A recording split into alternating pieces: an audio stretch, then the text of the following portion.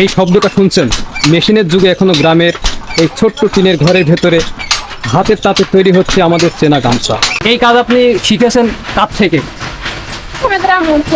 আসসালামু আলাইকুম প্রিয় বন্ধুরা, আমি এখন আছি যদুবয়রা, মানে আপনার যেটা পড়লো কুষ্টিয়া জেলার কুমারখালী উপজেলার যদুবয়রা গ্রামে। দেখতে পাচ্ছেন এই গ্রামে আসার পরে আপনার একটা জিনিস ভালো লাগবে, এখানে হচ্ছে যে আপনার হাত দিয়ে যে তাঁত শিল্প বানানো হয়, লুঙ্গি গামছা এগুলো কিন্তু হাত দিয়ে বানানো হয়, যেটা প্রাচীন ঐতিহ্য। এখনো কিন্তু ওই যে গ্রামের লোকজন কিন্তু এগুলো হচ্ছে যে এই ঐতিহ্যটা ধরে রেখেছে। কিন্তু এখন বর্তমান সময়ে কিন্তু এটা কিন্তু মেশিন দিয়ে আপনার অতভাবে তৈরি করা হয়। তো এই যে যদুবয়রা গ্রামে আসার পরে দেখলাম যে কাঠ দিয়ে কিন্তু কাঠের মেশিন, এই যেন এদিকে যদি একটু দেখায়, এই যে এখানে আপনার এই যে কাঠ দিয়ে আর কি, এই যে প্রিয় বন্ধুরা দেখতে পাচ্ছেন এই যে আপনার গামছা বানানো হচ্ছে। আর এই যে আমার আপু এখানে গামছা কিন্তু বানাচ্ছে, দেখতে পাচ্ছেন, যেটা হচ্ছে আপনার কুষ্টিয়া কুমারখালীতে বানানো হয়। আর এই যে কাঠের তৈরি মেশিন এখনো কিন্তু এই যুগে এসে কিন্তু এখনো বিদ্যমান। এই যে আমার কাকা এখানে বসে আছে, দেখতে পাচ্ছেন। কাকা ভালো আছেন? হ্যাঁ, এই যে মেশিনটা দেখলাম, হ্যাঁ বোনাচ্ছে, তো এই মেশিনটা এখানে কত বছর ধরে আছে? এই যে এটা হচ্ছে যে ববিন বা চরকি, এখানে এই যে এটার মধ্যে দিয়ে আপনার এই যে সুতা জড়ায়, ববিন চরকি দিয়ে জড়ায় না, চরকি না এইটা। তো কত বছর ধরে আপনার এই যে তাঁতের বোনাচ্ছেন? অনেক বছর না?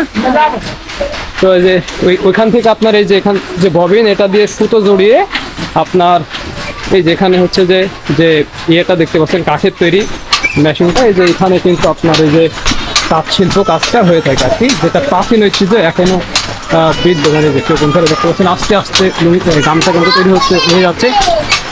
একটা গামছাতে আপনার 4টা থান থাকে এবং এইটা তৈরি হইতে মোটামুটি আপনার সারাদিন হয়ে যায়। এই শব্দটা শুনছেন, মেশিনের যুগে এখনো গ্রামের এই ছোট্ট টিনের ঘরের ভেতরে হাতের তাতে তৈরি হচ্ছে আমাদের চেনা গামছা। নিচে পা দিয়ে চাপ দিলে সুতো করে নিচে ওঠানামা করে, আর হাতে শাটল চালিয়ে তৈরি হয় গামছার ডিজাইন।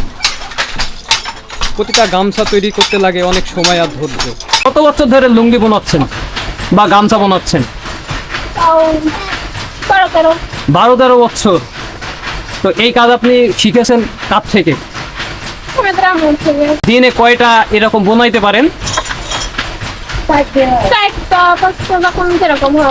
4 থেকে 5টা বানাইতে পারেন গামছা। মানে এইগুলো বেচেন কোথায়? বাড়ি থেকে নিয়ে যায়। কি দামে এগুলো নিয়ে যায়?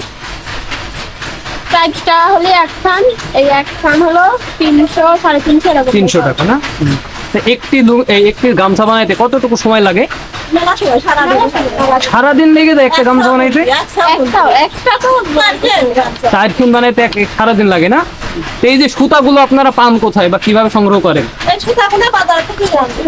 এই গামছা হয়তো আমরা বাজারে খুব সহজেই কিনে নেই, কিন্তু এর পেছনে থাকে একজন কারিগরের ঘাম, সময় আর পরিশ্রম। মেশিনের তৈরি কাপড়ের ভিড়ে হারিয়ে যাচ্ছে এই হাতের কাজ। গ্রামে এই হাতের সাথে শব্দ শুধু কাপড় নয়, বুনে চলেছে আমাদের ঐতিহ্য আর সংস্কৃতি।